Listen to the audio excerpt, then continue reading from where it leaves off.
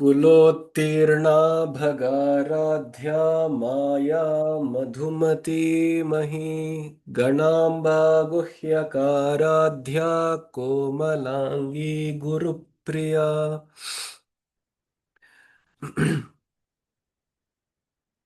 Now, some of these names have already been explained, so I shall not be repeating myself. However, the point of reiteration in all such stotrams is to make it more emphasizing that a particular nama, particular guna is worthyful of worship or worthyful of meditation. So that is the basic idea behind reiteration, not just in this stotram. In fact, even in the Vishnu Sahasranama, Shiva Sahasranama, many names are repeated. And the other reason is because they are not actually crafting it one, they're not stringing thousand different names one after the other very craftfully. It's a spontaneous outburst of worship by the Vagdevatas. Just as even in our own human relationships, let's say we have fallen in love with some other person, be it another partner, be it a spouse, be it children, be it parents, whoever it may be, a friend or so on.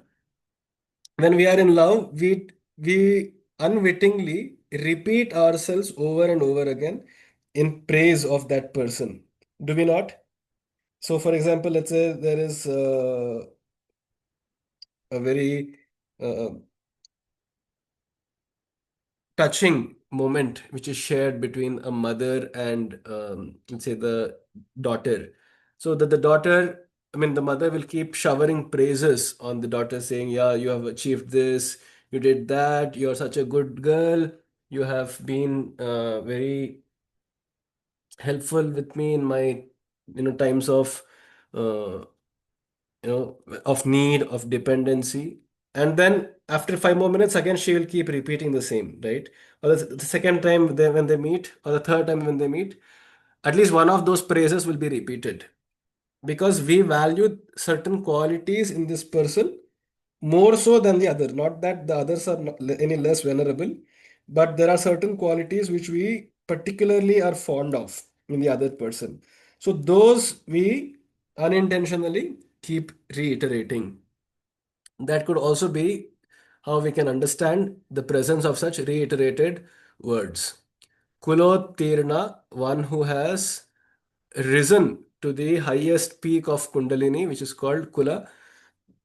So Kulottirna means one who has passed the test of Kundalinis. Uttirna, even in Kannada, Uttirna adru andre, we say one who has passed a certain test. So she has risen to the highest ranks of Kundalini and of Yoga. Bhagaradhya, she is worshipped by Bhaga. Bhaga is again two meanings. One, the Samayachara considers Bhaga as light, as Bhagya, worshipped by good fortunes.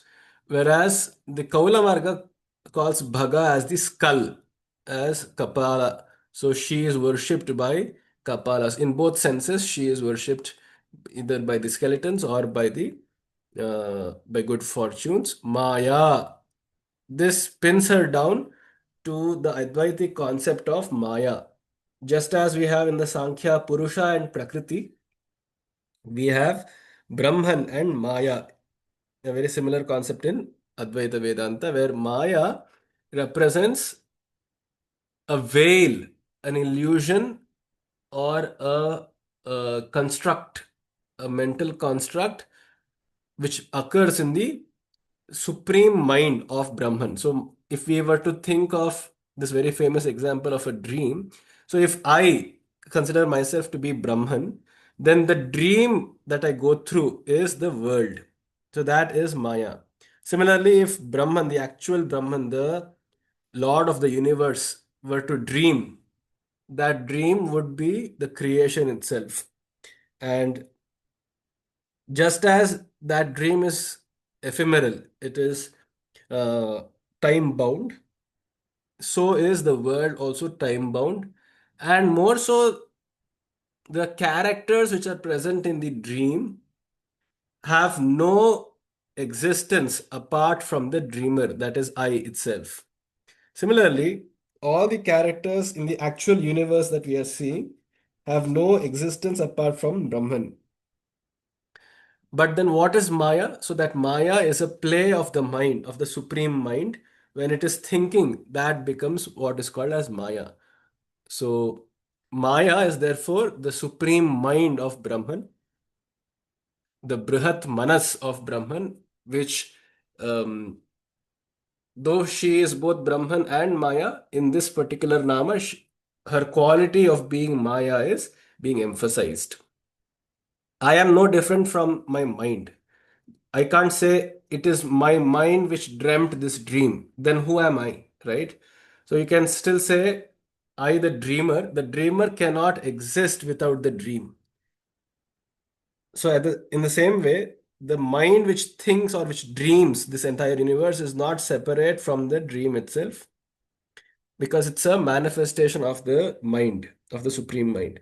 Similarly, Maya is nothing apart from Brahman. It is not different from Brahman. And it is also not exactly Brahman. So, which is why we call it as Anirvachaniya, which cannot be exactly explained or logically understood. So, she is that Madhumati. She has, um just as she is a queen bee, a honey bee, controls the entire hive. She controls the entire universe. She is Madhumati. She is the owner of the bee, of the honey. Mahi is, she is the earth. In fact, in the most oldest of all civilizations, be it the Mesopotamians, the Aztec, be it, of course, Sanatana Dharma, or even the Chinese civilization, anywhere, even the Aboriginals of Australia and of Africa and so on, the earth is always considered feminine. It is the primal Devata deity which is worshipped because that is just in front of us. It cannot get any more grounded. It cannot get any more material. It cannot get any more evident that the entire earth itself is a living goddess. So she is Mahi. Ganamba, she is the mother of Ganeshwara and of all the Ganas. Guhyaka Radhya. Guhyaka is those who worship in secret are called guhyakas. So those who do not come out into actual, uh, the limelight of society, of civilization, who keep themselves to the shadows. So she is worshipped by such people also.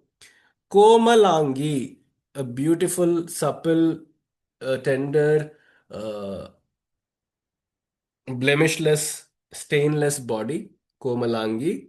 Guru Priya, she loves Guru. Who is Guru? Guru is, of course, anybody who dispels our ignorance. It's called a Guru. Anybody or anything also. So, for example, if this particular website, stotranidhi.com, is helping me recite these shlokas, to that extent it is dispelling the ignorance in my brain because I was not able to recollect these shlokas by myself. Therefore, I'm using this as a crutch. So any crutches, any help that we take, any guidance that we seek can be called a guru. Of course, it is also a guru in the physical form as approaching and surrendering at the feet of one particular person. That can also be a guru. She is very close to guru both as the source of guidance and inspiration and of help, as well as of the actual physical person, Guru Priya. Swatantra Sarvatantreshi Dakshinamurti Rupini. While she is Guru Mandala Rupini, Guru Priya, in this shloka, she is called as the very veritable manifestation of Dakshinamurti herself. She is Dakshinamurti, and I hope all of you know Dakshinamurti is the Guru form, the form that Shiva took when he wanted to impart and preach wisdom of supreme enlightenment, which is called Atma Vidya, to the Sapta Rishis. So that was the form that he took, Dakshinamurti. She actually is no different from Shiva, and hence she is no different from the form of Shiva, which is Dakshinamurti itself. In fact, they say mother is the very first teacher, right? So she is Guru Mandalopini, she is the original Guru, she is the actual Navagraha Guru, and she is the source of all guidance. She loves guidance and people who can give guidance. And she is herself the greatest Guru, which is Dakshinamurti. Swatantra, she is, Lalita is unbound, unrestricted, and unbridled by any rules. She is Swatantra. She has her own agenda, she has her own methods of doing things. So, Swatantra, she is not bound, she is not under occupation, she is free. Swatantre, Sarvatantreshi, and of course, all the tantras, uh, they finally admire and adulate only her. Therefore, she is the Ishi. Ishi means the owner, the um, governor of all the tantras.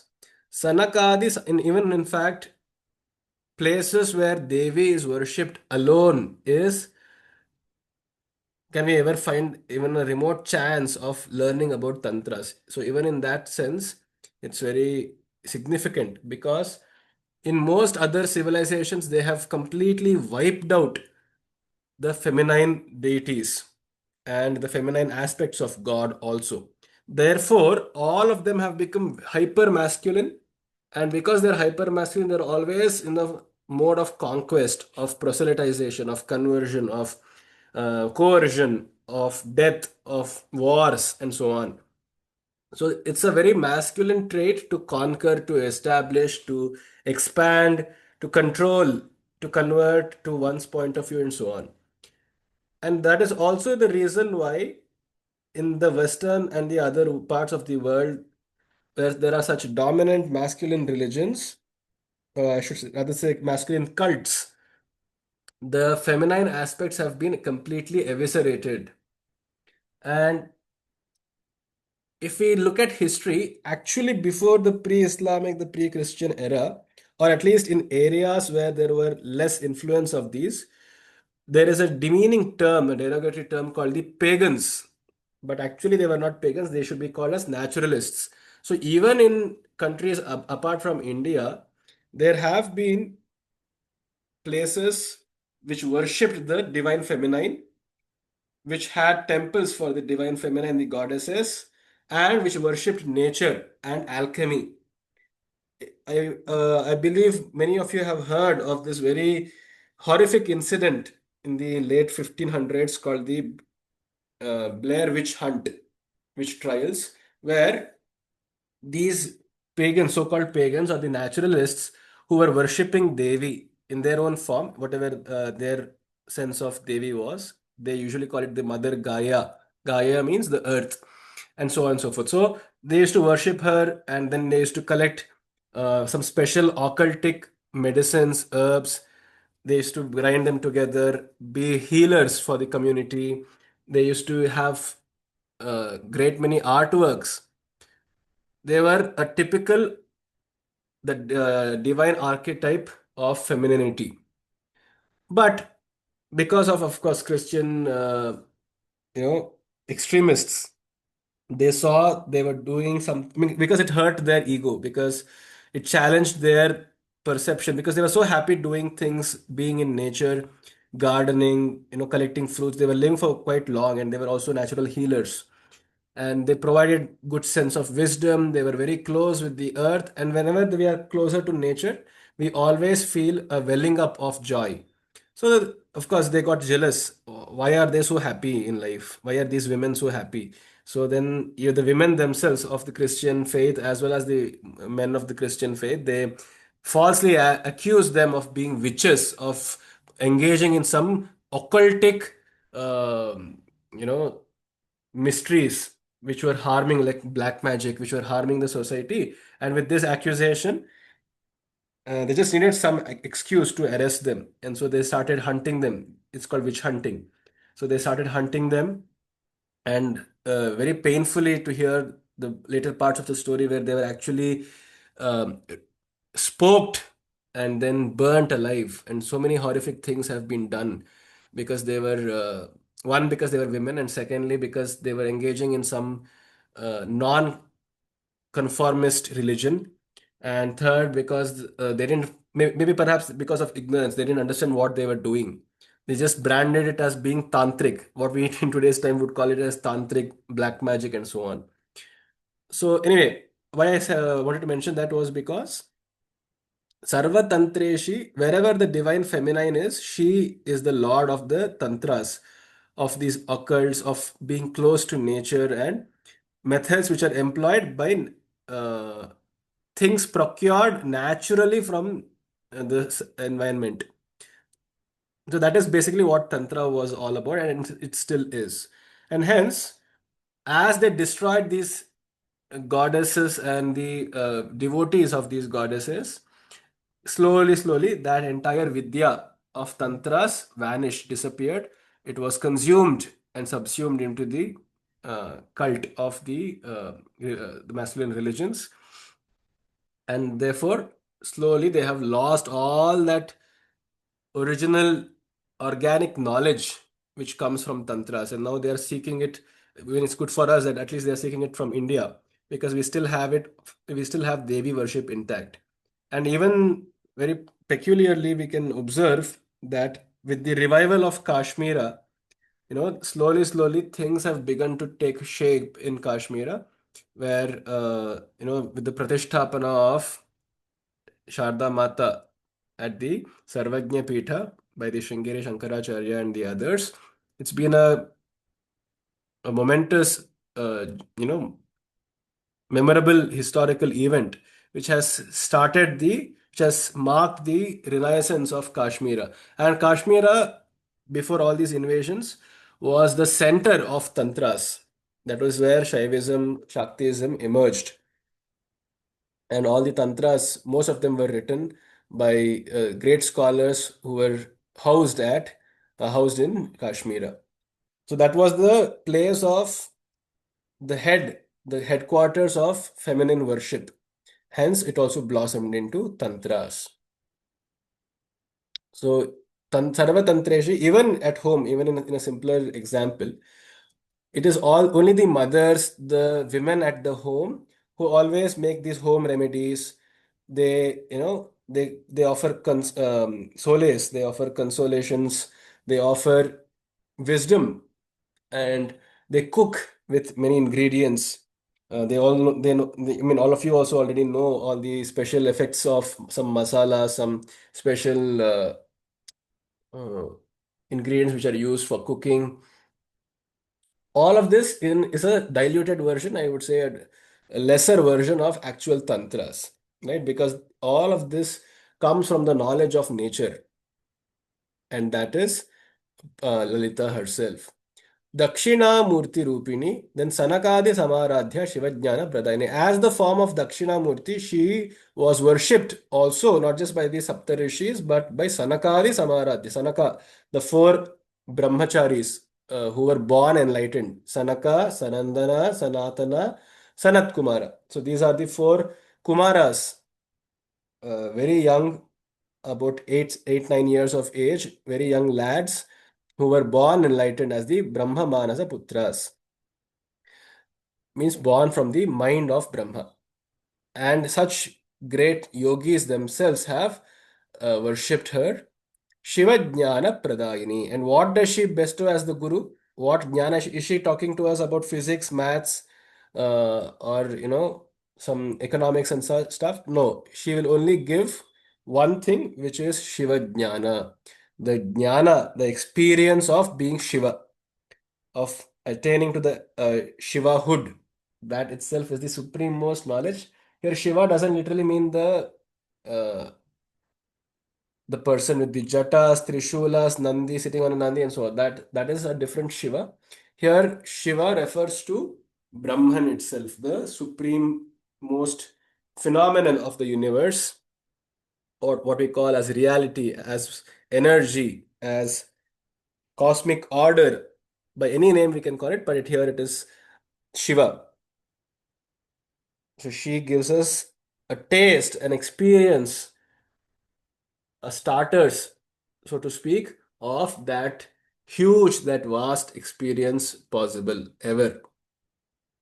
Chitkala. And similarly, she is a kala. She is the art of consciousness. Chitkala. She knows the art of consciousness. She is the play of consciousness itself. Sometimes it is awake, sometimes it's sleeping. There's a very famous quote. It says, it goes like this: God sleeps in the stone, he wakes in the plant. Sorry, God sleeps in the stone, he stirs in the plant, he dreams in the animal, and he wakes in the human. It's a very nice, powerful quote. Now, here God can be substituted as consciousness. So, in the stone, consciousness is still present. That is the claim of Advaita, but it is sleeping. It appears dead, but it is actually just sleeping. It stirs in the plant. It just as a person who is sleeping subconsciously is kicking or moving, jittering about the hands, the head, and so on. It has no conscious self-awareness, but it is still showing signs that it is alive. So that is stirring in its sleep. That is what happens in a plant. So a plant is almost dead, yet almost living also, right? So it is between chara and achara. And then in the animal, it dreams. So where consciousness is dreaming, it is playing out its own characters in many situations. So as uh, in and through the forms of all animals, it's playing out the same protocol of getting up, eating, procuring food for its family, for itself, reproducing, mating, and then going back to sleep. So it's playing out all this entire drama in its own dreams. And we, if we are doing the very same things, we are still in the category of animals. But then the quote says, God wakes in the man. Now, here, man means a human. So, he wakes in the man means to become a true human being, our consciousness must be awake. And how is it not awake? I mean, we are just functioning as living creatures, just as any other creature. But to truly awaken means to truly look at ourselves and for what we our true nature is, which it is told here as Ananda Kalika, Chitkala Ananda Kalika, which is of the form of complete Ananda, of detached joy, Ananda Kalika, yet very powerful to involve oneself in the world through Prema Rupa. See, Ananda is a very philosophical joy. It's the joy, like I said, of a baby. It gets after it has played with toys and now it has learned it in and through the mechanisms of the toy. And now, even if a person gives it a toy or snatches it back, the baby is ever happy, right? At least with respect to that toy. So, that is a kind of an ananda that would happen in the yogis and the yoginis when they look at, they have experienced life in and through and are now completely unaffected. That is the ananda. Whereas prema is not anything different. They come from the same source, but the prema is the love. It's the compassion turned into passion, uh, which enables this body, this vessel of the yogi or the yogini to engage very actively, almost over zealously in the world. So that is called prema rupa. It's a very interesting idea, you see, because in most cases, we overemphasize the quality of detachment. And this has happened in across a spectrum in all sampradayas. Yeah, detach yourself, control your organs, have self control. That is all true. But we also forget to add to it that once you have controlled the organs, once you have controlled your mind, controlled your emotions, you should also be in a perfect state of harmony with those emotions, sense organs, sense inputs, and motor, and the will to control the motor organs. So that seldom gets neglected. So it's a very immature way of understanding spirituality where there is an overemphasis on control. Control your tongue, control your body, control your urges, control your food, control. So what happens is ultimately one goes into the other extreme of indulgence, which is complete austerity, which is also again, once again, harmful. So it requires a certain amount of prema in the individual to engage with the world, knowing fully well it will cause pain. So that is a very is the supreme level of love, right? For example, parents. I mean, I'm saying in most cases, though I do accept there can be some parents who are notoriously evil, but in most cases, parents, let's say, have a child, and that child turns out to be specially abled, right? Some defect in the body or in the mind. Now, throughout their entire life, they will keep suffering, not just the child, but even the parents, but they will still provide for the child. They will still love the child. They will still take care of it, try their best to bring it back to normalcy. Why? They are not getting absolutely nothing, zero from it. They know fully well, perhaps even in some medical cases, they know it cannot be changed, this state. But yet, as parents, they will uh, imbue their child with their utmost love. That's a very divine quality. Same thing when the yogi or the yogini has first detached from the world, now out of their compassion and love for other fellow brother and sister souls, they will take on a task upon themselves to they come on a mission and engage with the world very actively, and in fact they can be more active than we usual samsaris like us, and that is because they have learned the art of detachment. So in a moment when pain strikes them from the world or rejection strikes them from the world, they can just put it off. They can put off their mind. They can engage their mind in a state of ananda and rejuvenate themselves and come back again and love people through their mission more. So that is the entire idea of Shiva and Shakti. Shiva is Ananda, whereas Shakti is Prema. Ananda Kalika and Prema Rupa. Priyankari, she does good. She loves people around her. Priyankari. Nama Parayana Prita, a very powerful um, name again because it is endorsing the sampradayas which emphasize Nama Parayana. To just take the name of God, any form of God, be it Lalita, Gauri, Durga, Kali, Lakshmi, Saraswati, Shiva, Vishnu, Ishvara, Shambhu, Ganesha, Shanmukha. I mean, this is quite unorthodox, but I would say a true Advaitin would also say, if when they're advising to others of other faiths, they would say, do your own stuff. You can call upon Allah or Isha, whatever. But the point is, Nama Parayana, the taking of the name of God, must be Prita. It must be with love. It must be with mm, devotion and a sense of surrender. You see, we don't really have to take the name of God forcefully, of any person forcefully, as long as we are in love with them. In love with them. For example, if I am in love with this another person who is my close friend, I will keep thinking about how to meet him, how to, let's uh, get done with my work early. Let me go back and meet him. Let's go somewhere out. Let's go trekking. Let's go swimming. And then I'll be concerned about his welfare. And if he's a good friend, he may also be concerned about my welfare, but not that I will expect him to be so. And I really don't have to do much forceful taking of his name. A name here doesn't literally mean verbally to call upon his name, even mentally. those thoughts which revolve around that person is actually what nama is. So the thoughts about God themselves are nama. It need not literally be the name alone. It is the thoughts about God.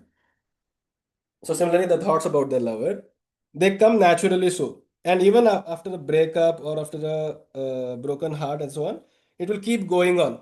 That is proof that love had existed there. Similarly is the case with God. At least we can think of it so that uh, we are at this moment not able to recall our union with God, our original state of merging with God as souls. And so we have forgotten through the course of time. But now, when we start and begin to look at how God, at least as the elders, the rishis, the munis, and the yoginis have told us, how in and through each aspect of my life, God is influencing me, He's taking care of me, he or she. She is taking care of me, she is by me, she is beside me in every turmoil of my life, and so on. When that bhava comes, and it is not forced down the throat, one should actually realize it in oneself's one's own life that yes, that is the case, and then that is the beginning of a very sweet journey of love, because then when one has truly subjectively, without the need for proving to others, has realized, yes, that Lalita or God or Shiva, whoever it is my closest friend or my closest relative, my closest one and only father, mother, etc., then taking the name becomes so very natural. And that thinking of God in such manner is very pleasing to Lalita. Nama Parayana Preeta. And to give another example, first, when Samadhi and Suratha, the two people who come in the Durga Saptashati, the story of whose comes in Durga Saptashati, when they come to the Rishi, say, pouring out their troubles of their life, the Rishi says, why don't you worship Lalita? Why don't you worship Durga? They say, but how can I worship her? I don't even know her, right? And then he goes on 13 more adhyayas, 12 more adhyayas to explain to them how truly and how actually Durga is playing a major role in their lives and how she has been behind them all throughout. And with that conviction that they got through self realization that God, yes, God has been with me and is affecting me and is always with me and so on. With that conviction, they go on into seclusion and do a tapasya for 2 3 years more, where there they're actually, because of an already smitten by love for Durga, they are now easily doing the tapasya, the namochara, the actual nama and the repetition, the japa of the mantras for 2 3 years, which led to finally the sakshatkara of Devi. So all in all, the idea therefore is, if yeah, it's very good if already one has the love for God, in which case all of this is redundant. It need not even be said. But for a person who does not have a love for God, it is jnana which births bhakti, and more bhakti will birth more jnana. So it is a cyclical process. So it is better off, we are better off to just start off with jnana, with knowledge, that is the knowledge of one's own life. Knowledge in a sense, not just writing an autobiography. In fact, writing an autobiography is actually very good, because that is also very therapeutical. Even the psychologists in these therapy sessions gradually keep prodding us to think about our own lives, to think about our past, our future, our goals, why I feel this way. When he said so, what did I feel, and so on. So we are analyzing every reaction and action of ours, our entire background, and so on. And with that jnana, in most cases, comes a humility. It comes a natural way of surrender, of non judgmental vision. And such divine um, ambience is very fertile for sowing the seeds of bhakti, which further will lead to automatically a nama japa, which further will reinforce the bhakti and so on. So that's the very secret and the methodology of Nama Parayana. Nandi Vidya, she uh, gave the Vidya of Nandi. Here, Nandi means one who is in bliss. Nandin, one who is in bliss. Nandi Vidya means the technique to become happy, the art of living, as it is called, the art of being happy. That is Nandi Vidya. It can also mean the Vidya which was already with Nandi. So if you didn't know, the Saundarya Lahari is actually composed by two people. One is, of course, Adi Shankaracharya, and secondly, it was by Nandi. Uh, Nandi, that is the Vahana of Shiva, because Nandi actually just took notes when Shiva himself was describing Lalita, when Shiva was himself describing Devi. Nandi, who was in close proximity, memorized, remembered, and he reproduced those very verses, the first 49 verses, which then he imparted to Adi Shankaracharya. He gave all the 100 verses, but then Nandi thought that the world was not ready for the latter part of the Saundarya Lahari, the original Ananda Lahari, and hence he withheld those 51 remaining verses with himself, which is said to have contained great many secrets into the workings of the world, into the workings of how Shiva and Shakti can become Aikya. And when he thought that, the people are not ready for it and they may misuse it, he withheld and he told Adi Shankaracharya he gave the essence to Adi Shankaracharya and he said, you can complete the remaining 51 verses on your own. And then he said, but how can I write anything on my own? All the Vidya is of Lalita herself. And then he said, that is true. Therefore, look at the Lalita Sahasranama and get inspired by it, and it will help you. She will show you the way to complete the remaining 51 verses. And with that, he completed this text, which came to be known as the Saundarya Lahari. So the Nandi Vidya, the Vidya that Nandi already had, is that collection of secret techniques, of secret knowledge, and um, esoteric laws of how the universe and the karma works that she herself had given to Nandi Vidya. Nateshwari, the greatest dancer ever, Nateshwari. Mithya Jagad Adhishthana Muktida Mukti Rupini. This is a very important nama. Mithya Jagad Adhishthana. The Jagat that we see around us is Mithya, but she is the Adhishthana, the substratum on which this illusory world is playing out. So, for example, uh, I can give you two, three examples, very classic examples. One is, of course, of the dream, where the substratum means what material is being used to create the dream. What is it? Is the mind itself? Is the very own thoughts? So, that is the adhisthana upon which the particulars of a dream, for example, let's say that I dreamt of being chased by a monster, a very blood-sucking, bloodthirsty monster, and then I hid in a warehouse, and then there was a clicking of sounds and uh, clanking of doors of axe, and then it struck my head with the axe, and then I started bleeding, and then somebody came to help, and so on. So the story goes on. All of this story is in itself, in the particulars, in the specifics, not important, because the thoughts which are creating this story, this seemingly horrific story, is the actual reality. It's only the thoughts which existed, which created the dream, the story, those characters. So the adhisthana of the dream was the thoughts and the mind. If not for the thoughts and the mind, the dream would not have happened. Do you agree?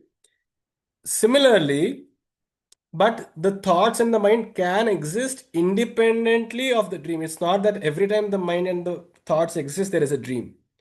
A dream is ephemeral. It's only for some time as a movie which is playing on itself.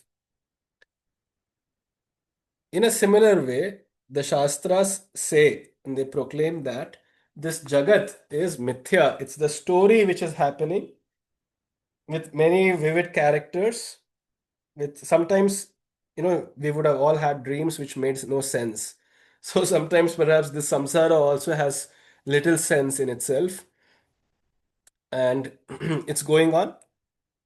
But the adhisthana, the material, the fundamental reality on which all of this is happening is Brahman, which she is. Mithya Jagad Adhisthana. So there is Maya, the overlayer of Brahman, at the circumference of Brahman. And what circumference cannot exist without the circle, is it not? The perimeter of a circle has no meaning if there is no circle. So the circle is the Adhisthana, and the circumference this uh, is the Maya. Let me give you another example.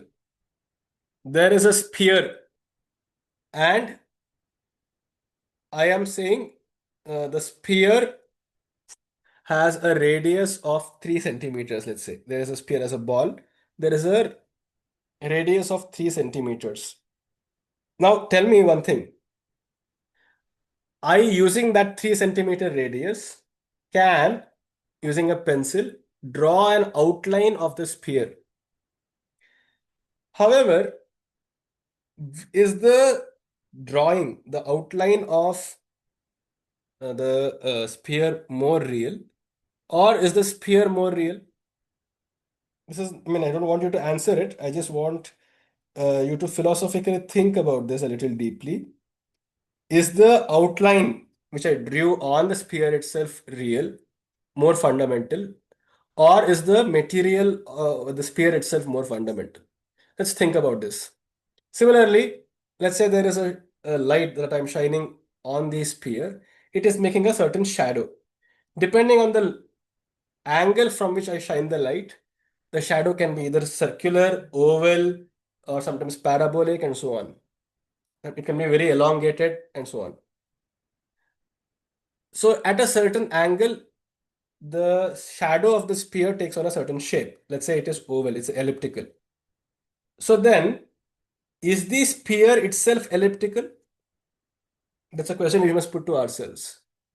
Let's say I was an ant which was living in the shadow of this sphere. I was born as an ant in that shadow. I did all my things. I reproduced, I ate, I collected honey, I built a hive, etc. And I died there.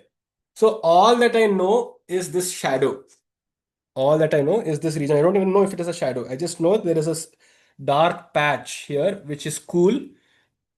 And so I have lived all my life here.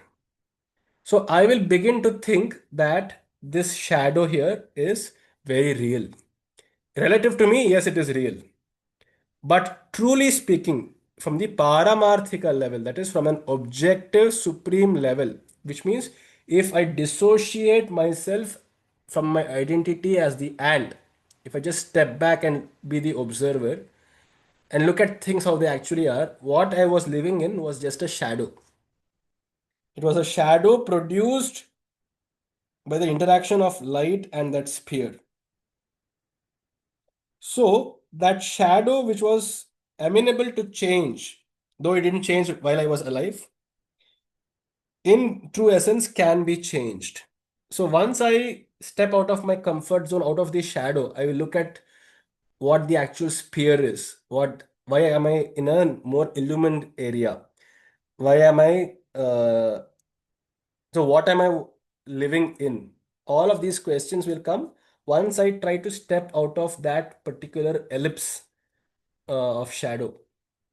And this stepping out of the shadow is verily what is called as mukti. Because in this mukti, when we step out of samsara, Not physically, of course. You can't physically step out of samsara because the body will anyway go back to its to where it came from, which is from the soil. So, in the sense of intellect, in the sense of awareness, when we do step out, which is what is called as mukti, then we will be at a greater opportunity and freedom to look and analyze those very questions and answer them to our own satisfaction better. So that mukti itself is the first step required to answering those existential questions. And after we get mukti from samsara, can we really truly look at things more objectively, more clearly, and recognize ourselves, the adhisthana, then the ant which has stepped out of the shadow will be able to view this ball of light, this sphere of light, and the light itself. This is just an example. However, the yogis time and again, and the yoginis have claimed, at least, which is still not in my own subjective knowledge, but they have claimed that this Jagat is somewhat like the shadow of Brahman. Mithya Jagat Adhishthana, and she is the original sphere which was causing the shadow. Muktida Mukti Rupini, and this is a very funny thing that there is a relationship between the ant and the spear and the ball. Now the ball will say, see, you have been living, correct, in a dark region, but try stepping out. And when it does step out, it is as good as having been liberated. And with that liberation comes Atma Jnana. She gives Mukti first, and she is of the form of the Mukti itself, Mukti Rupini. She is freedom itself. And Lasya Priya, the Tandava, the dance of the Nritya of Shiva is called Tandava, while as the Nritya of Shakti is called Lasya. Lasati means to play, to sport around. So Lasya means that which is just a sport for Shakti. If you have seen fountains, water fountains, artificial water fountains, it seems as though the droplets of water are playing all about. The stream of water is in a very symmetrical shape, no doubt, but it is as though it is there for some time, as long as there is a current running and pumping out the water. As soon as the current is switched off, there is no more fountain, right? So it is a sport. It's just a recreational activity for her that this Jagat was created. So while she sports, it gives us an appearance of a solid fountain being there, a real fountain being there, while it is not so. And then Layakari. As the Tandava of Shiva, she finally, when the switch goes off, when it is put off, the fountain, all that water which was coming up, suddenly falls down. And similarly, the entire pralaya of the Jagat happens as soon as she wills that it is enough. Layakari, Lajja, she is of the form of shyness, which is a characteristic trait of the feminine. Lajja, Rambhadi Vandita. She is saluted by Rambha and the other Apsaras. Rambha is one of the Apsaras in the Devaloka. Rambha, Urvashi, Menaka, Tilottama, all of these are the divine damsels who represent Apsaras. Apsaras means the Sara, which is the movement of whose is like up, means apas, like water. So these four damsels are the very manifestation of the Swadhisthana chakra, because Swadhisthana is where the element of water is present. Apaha. Up saras. Saras means to flow. To flow very rapidly is sarati, saras. So just as water in a particular form, as a stream, as a trinklet, as a riverlet, it flows very rapidly, dancing here and there, curving here and there, and so on. That is the flow of the water tattva at the Swadhisthana.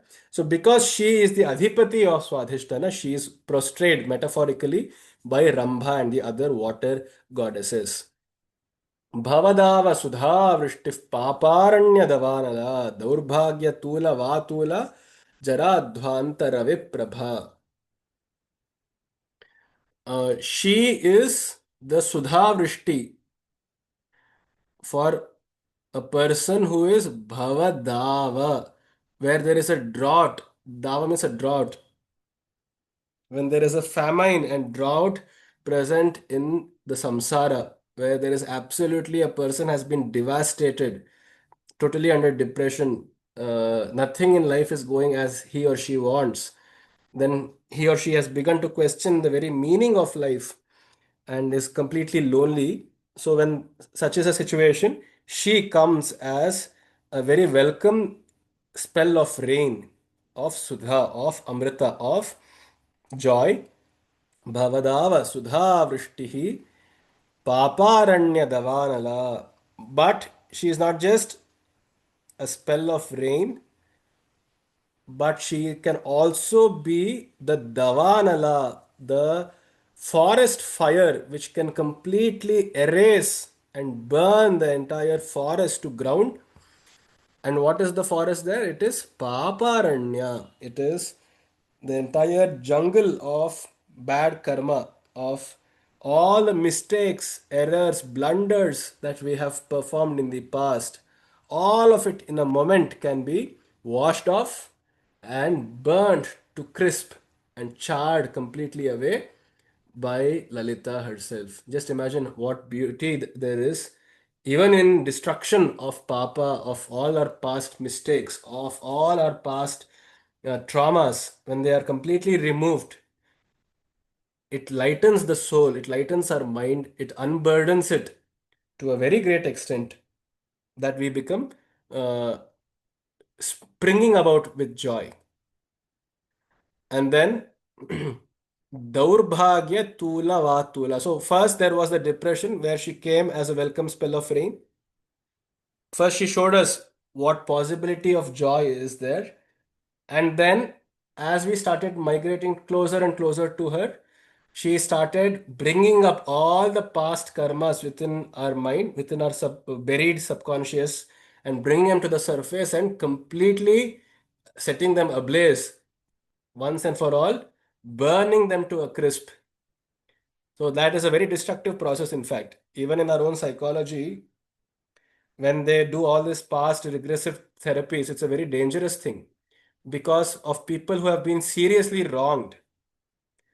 For example, soldiers in a battle, or wives who were beaten, or child abuse victims and so on, or rape victims and so on. It's a very serious thing to recollect even those past traumas, that papas. So those papas here doesn't literally mean that which only I have committed. It can be my own mistakes or things which were wronged, which I was falsely wronged about. So that those are the papas, and all of them, through bringing them into consciousness, because of the fire of consciousness, Chid Agni Kunda Sambhuta, because of the fire of consciousness, they get completely burnt away. They get dealt with, and once and for all, they will never ever bother us again. So she helps burning them away. Daurbhagya Tula Vatula. She is like the wind, Vata, which blows away the cotton seeds of Daurbhagya. These cotton seeds are very sharp.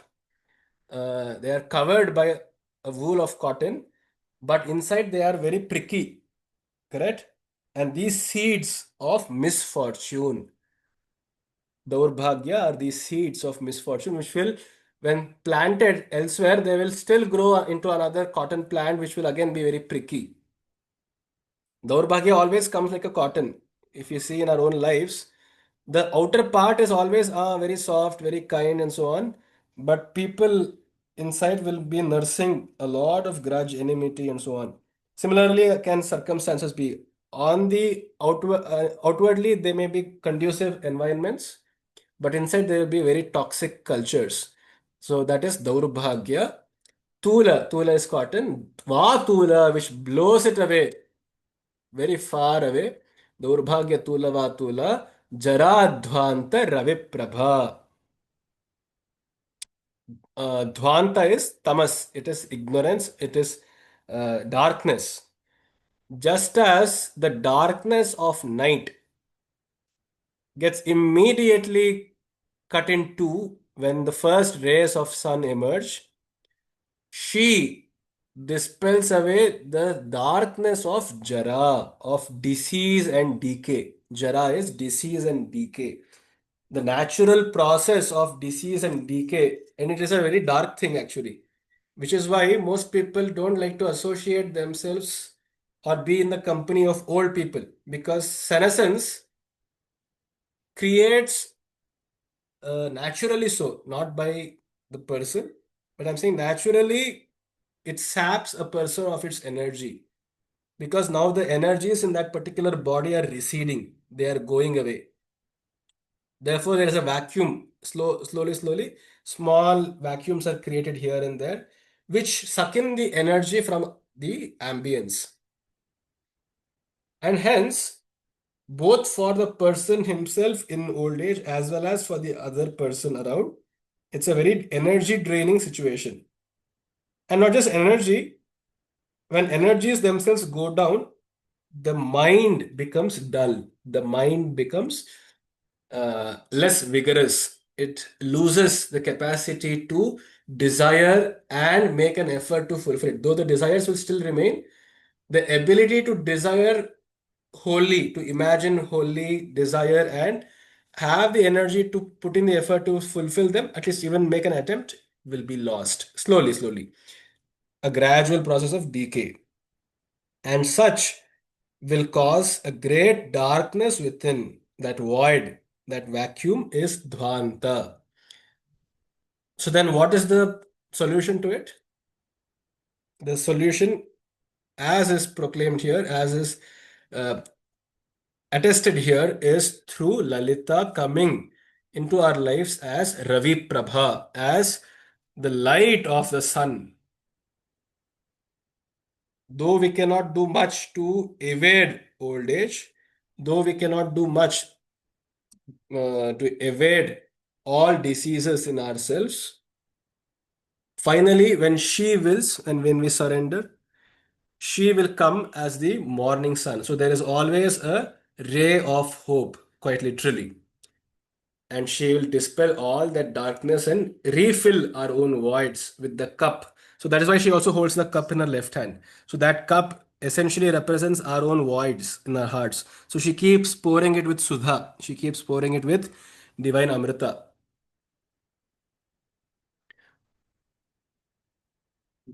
Then she is also visualized as Bhagyabdhi Chandrika. Once old age and disease, which are forces beyond our control, have been dealt with by Lalita's grace, she comes as Bhagya Abdhi Chandrika, just as the ocean swells up during tides because of the full moon or the new moon, because it swells up.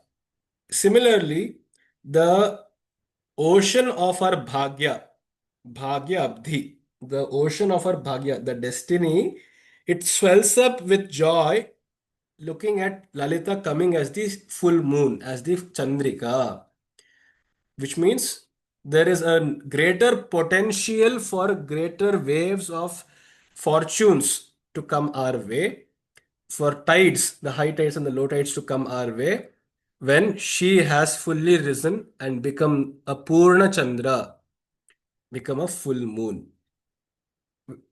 And then she can also be looked up as Bhakta Chitta Keki Ghana Ghana.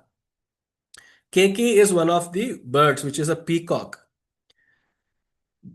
Just as the peacock, when there are signs of rainy clouds, of cumulonimbus clouds, which are water-bearing, rain-bearing clouds, when the entire sky is covered by such big clouds, The peacock is overwhelmed by joy. It starts dancing. Same is the case with a bhakta's chitta. The devotees chitta means the mind, which dances with joys and it's prowling about with joy, just as the first few symptoms of Lalita coming as the ghana, as the cloud which is going to pour Sudha Vrishti on us is coming. Bhakta chitta ke ki ghana ghana roga parvata dambholihi. And for people who are in great misery and agony because of rogas, be them curable or incurable, even a small indigestion in the stomach, a small gastric problem, or irritable bowel syndrome, and any such very feeble and some insignificant diseases will disrupt our lives entirely. All our attention in the day will go towards that disease and how we can overcome them. So just imagine what then of bigger incurable diseases, right? Unfortunately, in the world, both in the human kingdom as well as the animal and the plant kingdom, disease is not just them. Even bacteria suffer from diseases which are called as viruses. Viruses themselves also suffer a disease because they are subject to the elements themselves. So every living creature will go through roga.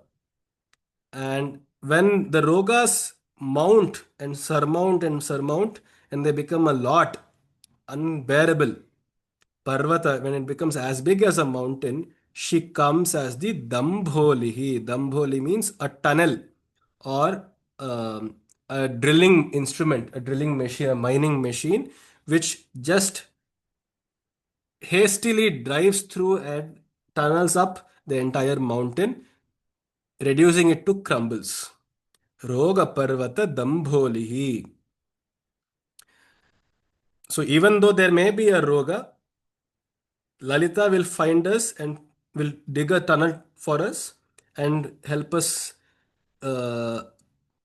transgress beyond this entire mountain and go to a different place of peace. Roga Parvata Dambholihi. And then she can also be the Mrityudaru Kutharika.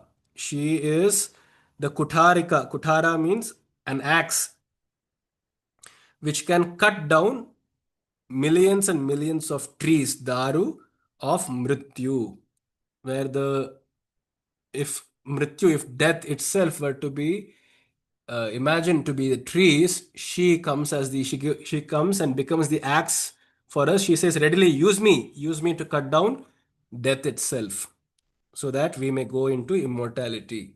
Mrityorma amritam gamaya. Om Shanti Shanti Shanti. Let us go from death unto immortality. Mrityor mukshiyama mritat. The Triambaka, the Mahamrityunjaya mantra also says the same.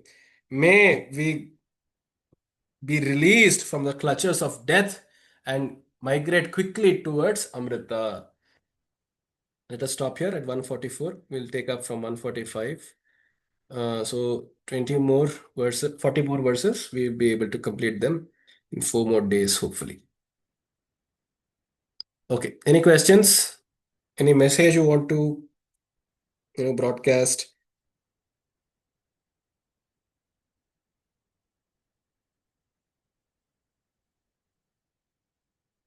Namaste, sir. Namaste. Yesterday's recording also you. I have uploaded all the 17. Oh, Please check in the YouTube video. Uh, mm, 17 I saw, and he said 18 and 19. yeah, Release 18, 19 also. I mean, all the videos so far which have been recorded have been posted. I'll check if still anything is yet to be uploaded. But today's also I will be uploading. Mm, Okay, thanks. Thank you. Okay, if that is all, then we can wind up. Shwaha milama. Dhanyavada. ధన్యవాదాలు sir ధన్యవాదాలు